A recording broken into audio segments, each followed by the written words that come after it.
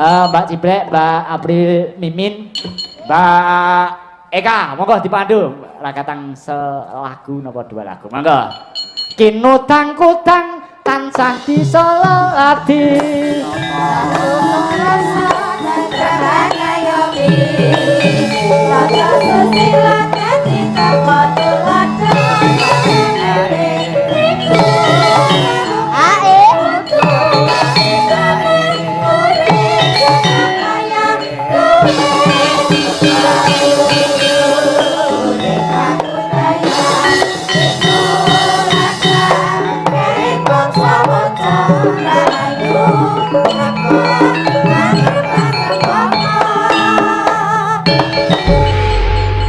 Mbak Eka, Mbak Mimin, April.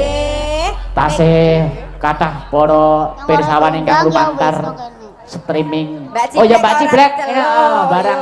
Lah wong iki Mbak Eka, Mbak April, Mbak Mimin nyong ngene wong ora diundang. Rasa mutong, rasa mutong. Saya tua mbok rasa mutong, rika nang kene iki nggo tua-tua. Ya malah genangger sing tua ki atine gampang sensitif. Ya aja sensitif lah wingi nang nggon aku ana wong sensitif tekan ngomah stroke lho. Apa iya? Iya. Ora sida sensitif anu Mas Gareng. Terus? Bukan setrek. Setruk kok Setruk. Para pemirsa ingkang lumantar streaming wonten dalem nggih menika kathah ingkang live streaming. Menapa mawon? Menika saking Pepadi Indonesia Channel. Pepadi Indonesia Channel. Nggih, ugi saking Andika Multimedia. Ugi saking Dalang Brimop Channel. Allah terus gumagus ya. Ugi saking PBKS Jabodetabek Channel. Pendapat TV. Terus Juve Multimedia. Putra Jawa Channel. Terus Sahoting Panggung. Shooting panggung. Oh, shooting panggung. Oh iya nggih. MTM. Iya. MTM Sanggar apa? Cemara. Ugi Salinda 797. Oh, Salinda 797. Berarti pada streaming kabeh ya, streaming. Nggih, salam-salam kagem dulur-dulur monggo. Nggih.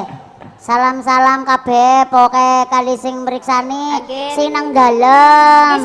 Sing paling sregep dadi moderator-moderatore para channel-channel iki Tarno Tania Jaya, Romo Ucok, iki mbuh iki di channel iki mesti kuwi. Pokoke iki moderator anu kok kita bersama.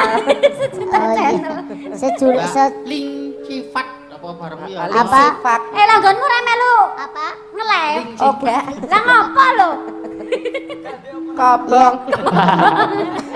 Aku ribet banget to Mbak schedule suka banget. Oh, Ya percaya lek Kimen nih kanu ya luar biasa nih kene iki kan lek Kimen iki sebagai guru besar awake dhewe. Kita itu bisa nyinden, bisa nari iki mergo nek Sang Dwijo. oke Sang Dwijo. Sang Dwijo. Sing diarani guru ki ra mung guru ing pamulangan. Iya. Ning guru agama ya iso. Iya. Orang yang kita tuakan di lingkungan seniman ku ya gurune awake dhewe. Bisa. Guru babagan budi pekerti, bahkan Bu Ciblek sing piyaine cilik ya iso dadi gurune awake dhewe. Bisa dadi ya guru. aja nyepelek. Iya, ning ya ora usah dadak nganggo Bu Ciblek sing awake cilik, Bu Ciblek bae ngapa? Ya men untuk Iya. anu menegaskan. Oh, menegaskan apa-apa angger transparan. Transparan. Ning ya ngene yo. Ora. Wong kene iki Aja kabeh ngene nyong mong ngene.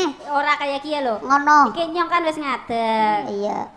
Apri wis ngadeg. Nyong. Lek Kimen ya wis Wis ngadeg. ngadeg. Mbok kowe iki ya melu ngadeg ngono ora Nah, gur jadi linggo nyambut gawe hae. bareng-bareng Nyambut kok. gawe bareng-bareng iki kudune ra ya kita bersama susah senang dilakoni bersama. Ora golek-golek liyane sikile jipe kok kono lungguh wae ra ngadeg. Ngadeg. Maksud piye?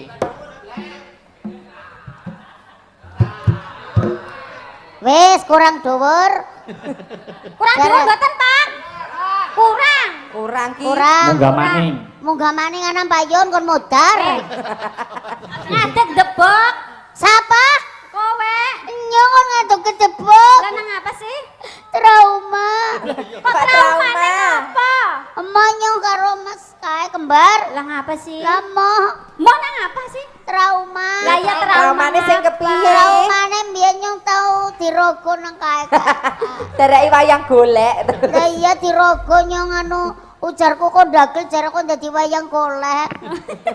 Nyong gelem barang wis jeceran malah sarunge dicincingna dirogo. Rada gocekan. Aku kok seneng ya nek ngono kuwi, Mbak. Lah nyong ya seneng wong dirogo. Dirogo karo nembang di mana, di mana, di mana. Asik. Kuwi sing nembang ngono kuwi dalange. Dalange. Di mana? Di mana, di mana. Karo goleti sindike. Karo goleti sindike nyong. Kuwi lek layange Mbak Ciblek. Lah iya. Layang elek men dalange nyanyi ya An. Ini apa? Ini apa? Ini apa? Ora angger kiye, wayang golek iki angger mari nyong sih ya jebule ana sindike. Ora partia wedi. Barang mari wiwin dirogo, sindike gede temen. Sindike gede. Sindiknya apa? Sindik wayang golek ki mau to. Lah iya, jarane apa? Asosiasi. Nah, gue aja saru, wong nyong be ora saru ya gue. Sindik gue darane apa Berarti sih? prinsipe Mbok Cibleki padha aku. Piye? Dhewe dagelan ning wegah ngomong saru. Iya, iya. Wegah ngomong trocoh, lu Trocoh. nindake, ora? Nah, Ya terus Kok nindake kowe iki ya? Nindake. Mesake malaikat ger le nyatet nek nindake ra Nggak karuan. nah karuane genah kayak gue. Ora tedeng aling-aling ya Iya. gue. Iya. iki mumpung nang kene ana Yu Ciplek ana Apri parahyangan. Wah, jogetane Oh, lho. iya. Parayangan. Parahyangan ki gagrak Pasundani lho. Oh, sing keprimen. Jogete sing Sek. wong silat ngono lho. Oh, ya mari ngono maning. Wes ora mudun. Mangana maning arep kumat maning. Ora. Riku sih suwe. Ya, sor. Sor. Ya. Alah. Parahyangan. Dibawani mboten, Mbak? Napa langsung? Langsung mawon. Langsung ya.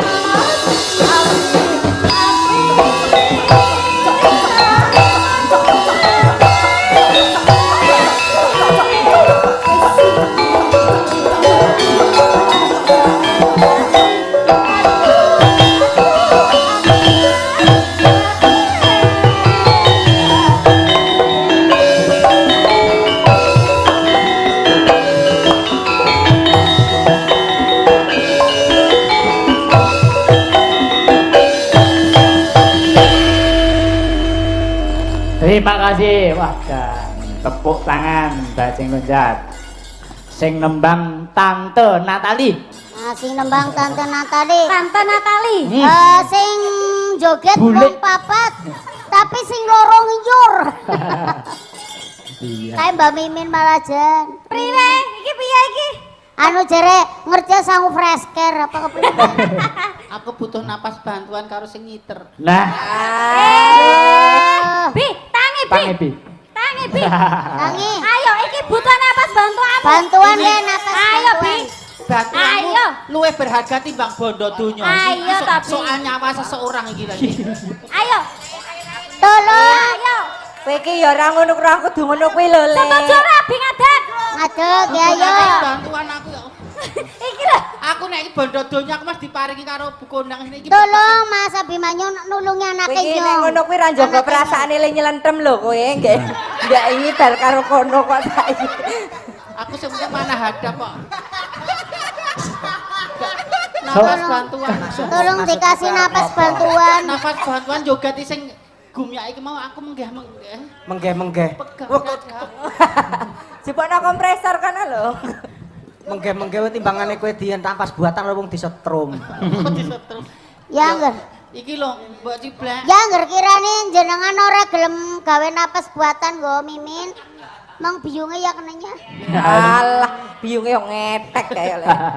Aku nek sampean karo sampean ora mlebu. Ndak karepe. Apri. Kena. Ya kok ganang piye no. Aku mau kalah kalau dalange Brimo kok. Ayo, Mana? Mbak Eva ini Mbak Eva. Ayo, kene Iya, sisan ditandangi wong iya. telu. Iya. Nggih, siap Mbak Eva. Arep diwehi napas buatan kowe. Masa sih? Ya Allah, ya Allah. Pri. Beneran? Aja ngono. Ngalah ya Allah. Walah ngene iki slamet Romo Kiti jagongan. Jan. Sonten dawuh Kang Mas.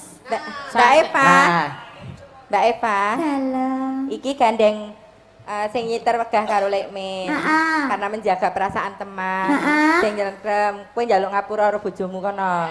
Loh, bojone sing Sing ndi to, di, Pak? sing pundi? Nganggo mic iki.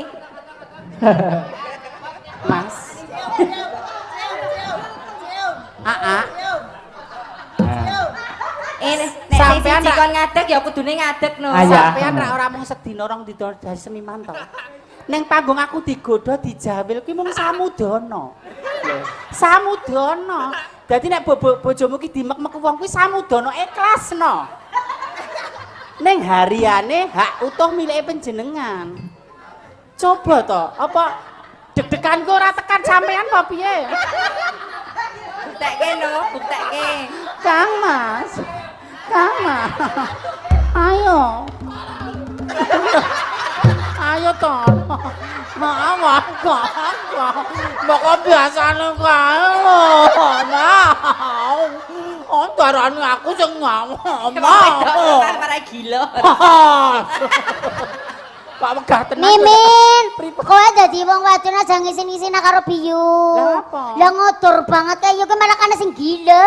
Nek sing lanang pasif wong wedok kudu hiperaktif ya. Lah wong kudune kan malah kowe sing merkosa kok. Nenen.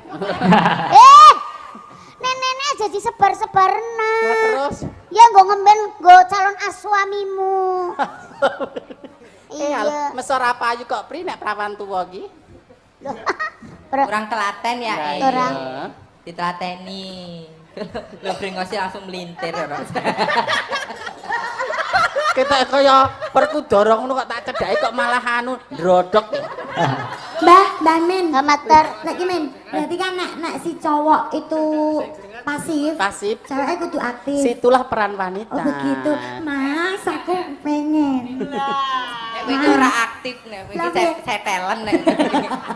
Kebablasan berarti. Si. Pripun Mbak Eka? Angga. Baik. Duet kali niki Mas Abi. Mas Abi. Dalam. Jenengan duet kali niki Mbak Eva. Oh, panganan niku. Panganan Duet tuli- nyanyi Mas Abi nggih. Katuli duet. Nggih. Duet. Mas Abi. Duet. Yus Abi. panganan kuwi to. Panganan tuli dawet duet ya. Duet ki sing nggo bayar. Kayak duit tuh ya ganteng-ganteng lengup ya. Oh ya mak ya. Iya. Aku kacek Duit. sithik. Duit nek sing nggo bayar. Duit ki sing didodol ning Banjarnegara kuwi lho duit ayu. Kayak dawet. Dawet ki sing tanggo kae lho mak. Cak. Katok cilik. Cak katok cilik. Monggo Mas Abi. Monggo, Mas lagune Abi, napa? Umi di sini. Cantik. Napa maringi napa Mbak Eva? Monggo Umi Baba. Mangan nanti resep. Tembang kangen. Oh nggih, tembang kangen nggih nggih. Nah. Gue Thomas jumeneng Thomas. Aku jumeneng ket mau. Kita cedhake pertama jumeneng kok. Enak. Ora garek neruske. Sama Mas Mbak Apri. Oke.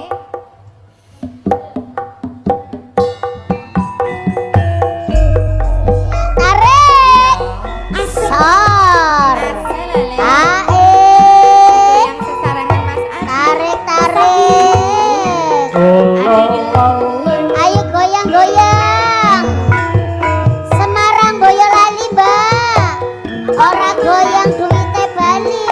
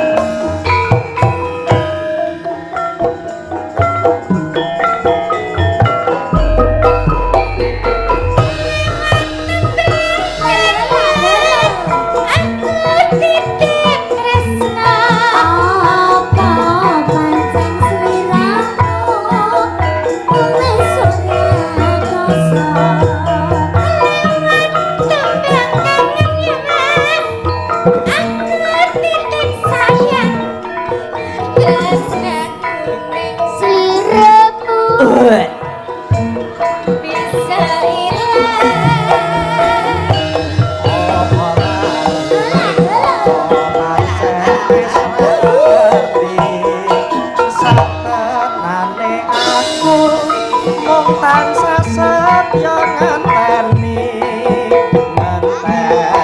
baline endah manis esemu lewat tembang kanggo iki wujud katenanku.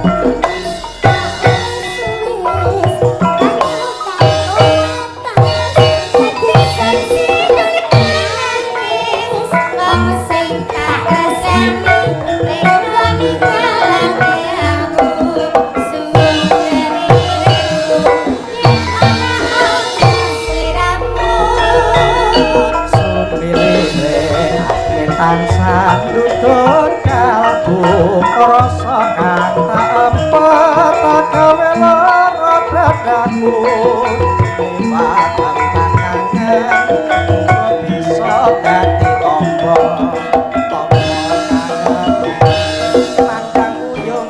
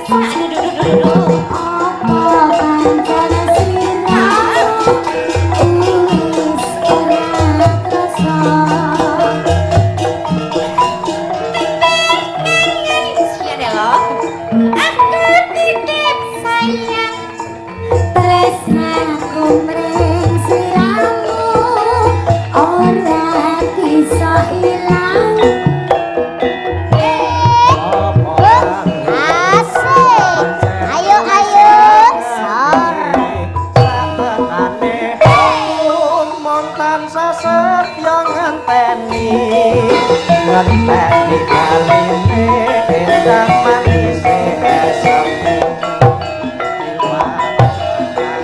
iki wujud tresnaku. Makasih.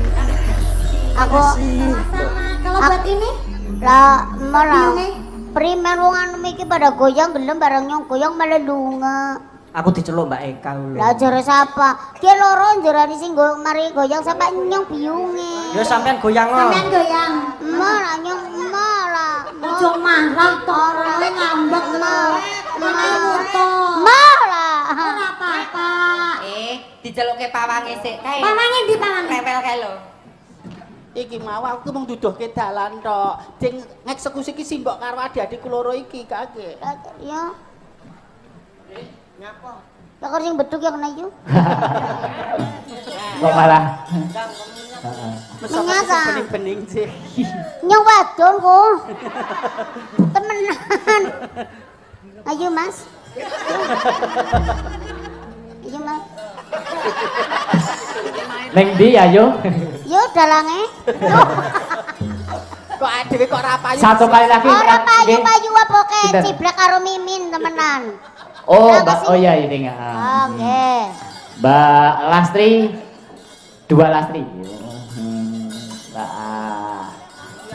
Mbak Lastri gede, Mbak Lastri Mbak cilik. Lastri kecil. Mbak Mangkane Dwi, gede kabeh. alah. Mbak Dwi. Wah, Dwi ora usah. Ya lah piye to adol. Ngelek-eleki. Kok le.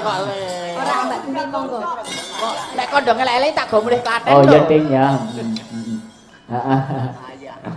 Monggo Mbak Oh, Dwi. Pak Yoga ngersakaken jineman. Jineman. Oh, oke. Oh, Pak Yoga. Oke. Masakan jineman. Oke. Sesideman apa jineman? jineman? Cineman. Sesideman. Oh, oke. Jineman. Oh, oke. Oh, oke. Jineman. Jinemanipun menapa nggih Mas Brimob? Jinemane apa? tes, mic Anu wireless. ae nek nu jineman sesi deman. Ular kambang, oke siap. Tes. Wireless Mas Narso. Tes. Nah, iki banter.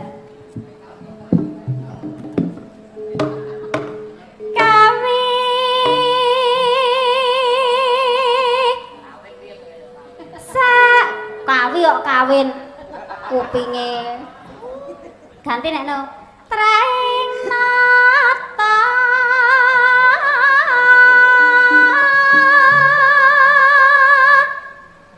garwa risan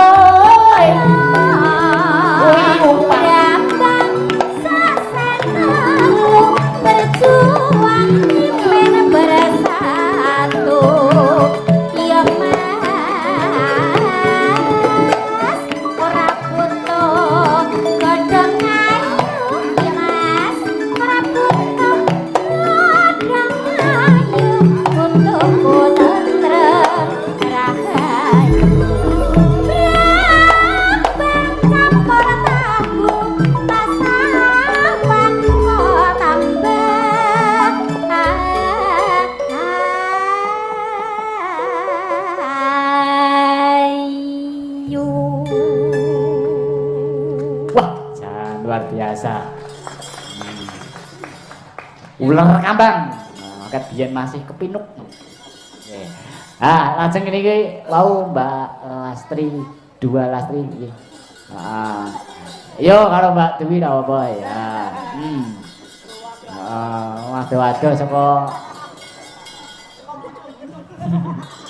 kok Kebumen kok. Moga. Ngaturaken menapa nggih sing anu bertiga ya, nggih. Dwi Lastri. Oh iya, pas ini Dwi Lastri ya. Wah, jan Mbak Nowati kabeh. Monggo, napa lagune Mbak Dwi? Mbak Lastri napa lagune? Napa? Trenyuh. Wah. Lagunipun trenyuh nggih. Katur para pandemen ingkang tasih wungon. Nggih monggo Mas. Nah.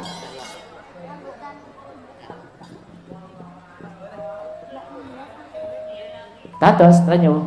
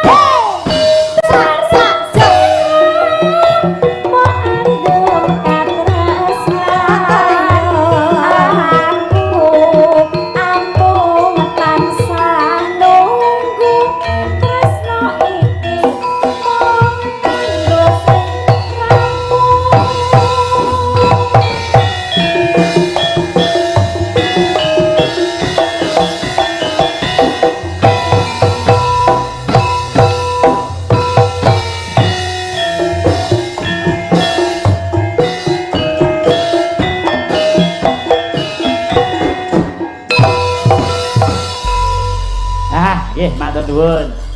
Heeh. Inggih matur nuwun kagem para pebulen lan saha para pamirsa sedaya saestu. Langkung-langkung dumateng pebulen kula Bapak Haji Kondang Sutrisno, Pak Yoga, Pak Gunarto, Pak Kabul, saha sedaya kemawon panitia pagelaran wayang kulit dalam rangka Hari Wayang Nasional saestu kathah kekiranganipun anggen kawula ngisi acara menika saestu kanthi andhaping raos kula nyuwun pangapunten saha nyuwun panyaruwe saha nyuwun kritik saran sedaya kemawon kagem para pamirsa saestu kula nyuwun pangapunten tasih kathah kiranganipun saha kathah ingkang kirang meranani ing penggalih. Ya Mbak Primimi sampun nggih. Ya Kang Gareng terus ke lagune ya. Ayo.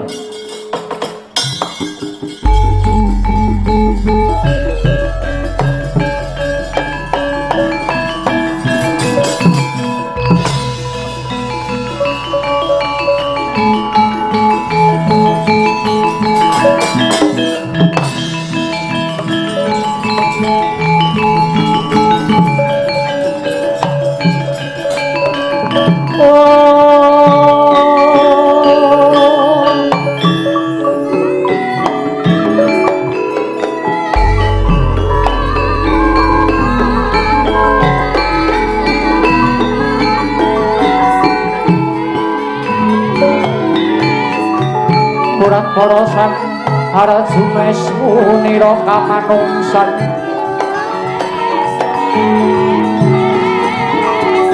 kasrepanting kahing mungsuh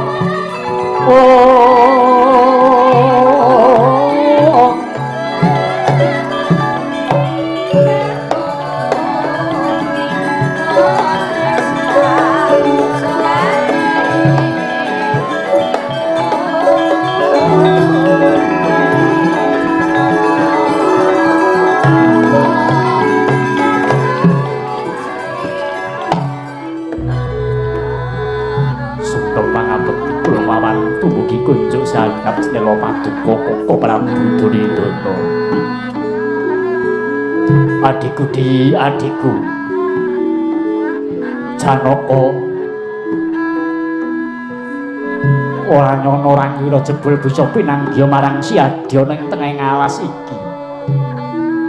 Kanggo sungkem pangabekti kula marang Kanggo tobat. Adikku di wong bagus Arsuna ya wis tak tampa gawe bombong yasing Mbak Yumwang Arsuna inggih nanti keplantran anggon kula majar sareng karo Sinwenta Yudana bot-bot negara Ngastina iki bedah Dimas Ngastina iki duweke sapa Ngastina iki ya duwek di nanti keplantrang melayu adoh bebasane munggah gunung udut jurang sawangen ampeane Mbak Ayumu nganti mlentung sak jagung-jagung bot-bote nggone ngupaya panguripan Dimas mangertya negara Ngastina wektu dina iki bedah merga ana pangamuke ratu saka Giling Wesi jenenge Tugu Wasisa. Yayi, tulungono kakangmu aku Yayi. Negara Ngastina ku duwekmu apa kowe rila yen to Ngastina iki dijajah dening mungsuh Dimas. Sikra milir sangketek sinangga bajo kawantosa kang jageni ing ngarsa miwah ing pungkur tinamping kanan kering kang gedek lampah alon